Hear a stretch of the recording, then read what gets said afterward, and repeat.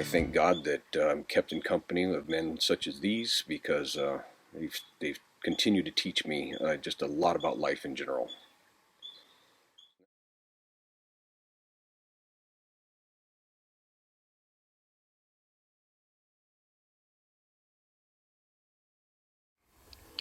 Well, it's February. Time to go hunting hogs. Got a day it's not raining or snowing. Grass is all green.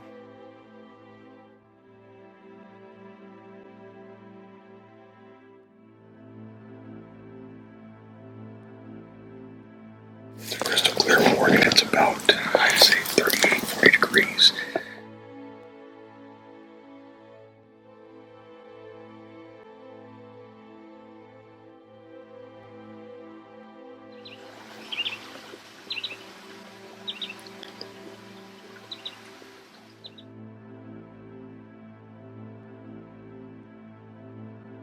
We've been on them twice. We haven't seen them yet, but we've been just right behind them. We can smell them. We can hear them.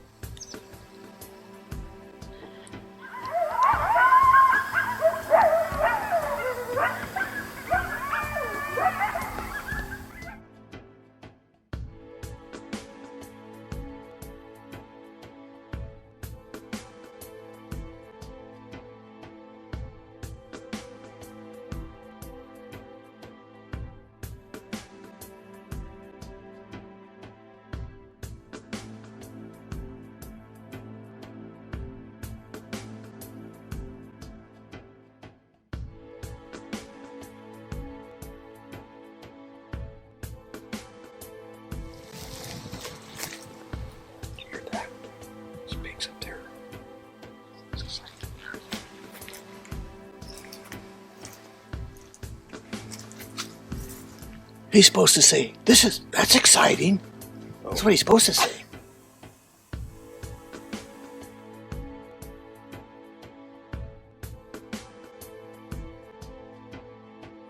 I hit him a little far back on the left side, but I feel good about the shot.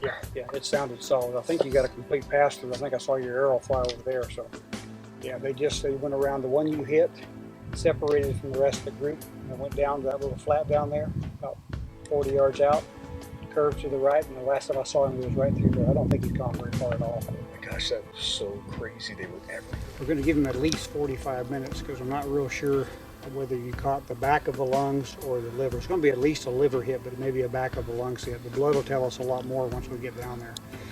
Okay. But my idea is we're going to sit up here for a little bit, have us a snack, drink some water, wait about 45 minutes before we do anything. On a personal level, what this moment means to me, I mean, to hunt with guys of this caliber, Rodney and Ron, I mean, phenomenal outdoorsmen. They taught me how to bow hunt, and it's just these moments are so rewarding. That I noticed, I was going to talk to you a little bit about was, and I've seen it affect guys that I've hunted with before. That's the reason I'm going to mention it. 2 times today, you tried to bring your bow up into play and come to full draw, and a hog picked you off. You never got the chance to get that string drawn all the way back. Mm-hmm. And the reason that that's happening, and what I try to get guys to work on, even if they have to lower their bow poundage a little bit, because I know you got a hurt shoulder, and it's actually causing you to have to kind of crank on the bow.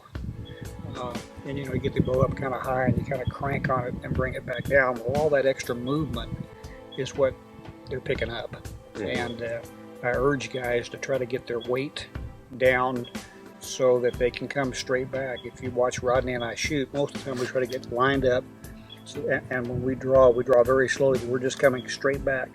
And from a frontal view, that straight back draw is very difficult to pick up. It's almost unperceivable. Mm-hmm. It's not like raising your bow up and having to crank it into position. You're going to have a lot more movement there.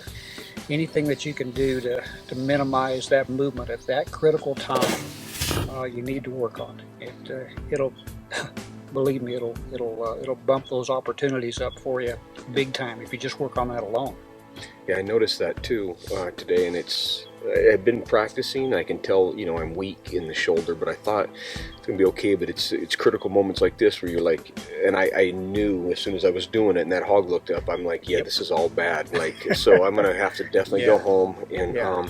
at least until I can get the shoulder back, 100% or close to it. I definitely need to turn the bow down because there was, like you said, way too much movement today, and the hogs let you know it immediately. Oh, yeah. You can't, with these things at the distances we're trying to shoot them at, you can't get away with that kind of movement. Yeah. Pretty hard, pretty tough. It's lunchtime. I've brought some beer rocks. We're hog hunting in style.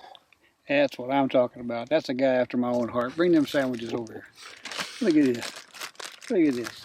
When we get down here and you take the lead, and you're going to start following that blood trail out in front of me, keep an arrow knocked, number one.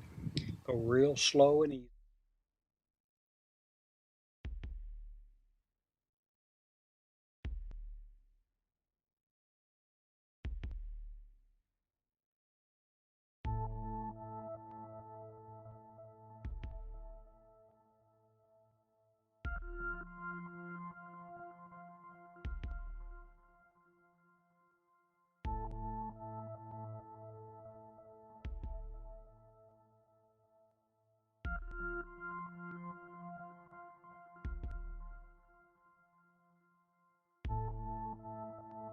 Appreciate it. My first That's okay, my man. first wild boar with a bow.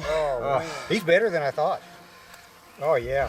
This is fantastic. It's so predominant on Eurasian type hogs is that coloration, which just makes them look cool to me. But, I mean, shoot, look.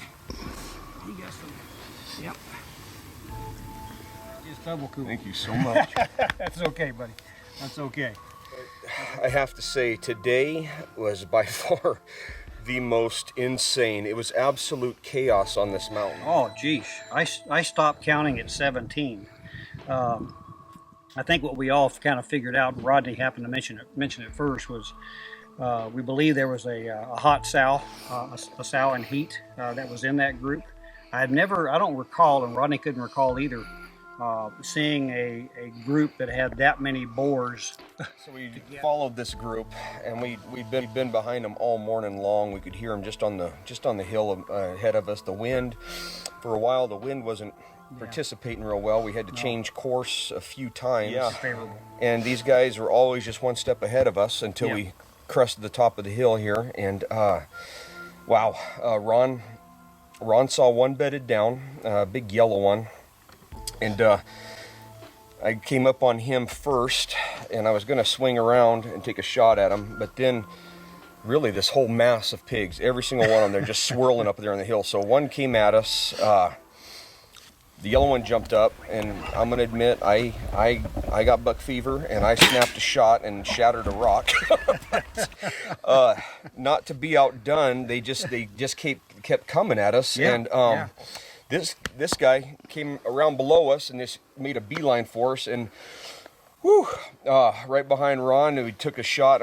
We figure it was, what, 10, 15 yards away? 10 or 15 yards. It was in that group that I remember. Yeah, he was definitely Lord of the Manor up there. He was the guy. Yeah. All right, well, let me get in there with my son-in-law. I'm busy back here running the camera. I want to be on the other side of it for a second. All right. Trade your places. You got it. Well, that's some good stuff, huh? Awesome. My first wild boar I've never shot one with the rifle either, so it's no better way to do it than with the bow. Well, I remember that one time you came down here, I couldn't come. And you drew on one with Ron, and you never had a good shot, so you passed it up. Made the hard choice, but the right one. But I wasn't there that time, so this time I got to be here. This is better. This is absolutely the best to have you guys here for this experience. Yeah, wouldn't have it any other way. Happier with them. I am just so ecstatic. It was the adrenaline, the rush of hunting wild pigs with a bow just can't be overstated. It was prolonged excitement because we were on these guys for a long time, and there was many moments we thought we were going to turn the corner, and there they were, but they were gone just up the hill a little bit further. So this hunt really was about 4 hours of adrenaline rush. It never got boring. We were in them from the start, and it finally worked out. But absolutely, just just a, I can't even put it into words what kind of a hunt this was. This was just amazing. I had a picture of you right when you came to full draw, and then you held for a long time, and then you eventually let down and moved behind the rock, and I didn't have you in the camera anymore. I heard it go thunk.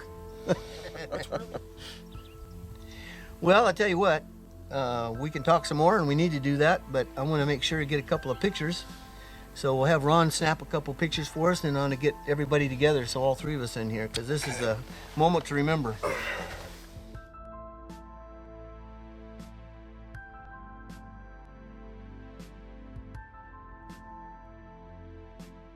The shot was taken about 130, 140 yards up the hill. So You shot at 130 yards? I didn't, no. Shot him at about 10, but he made it about 130, 140 yards down the hill.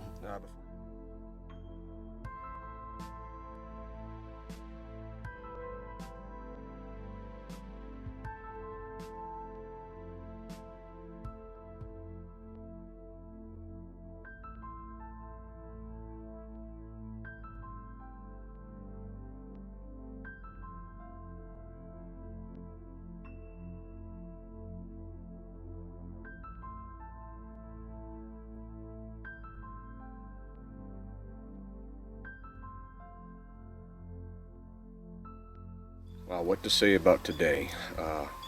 Phenomenal day. I couldn't be more pleased. We've got the hog deboned.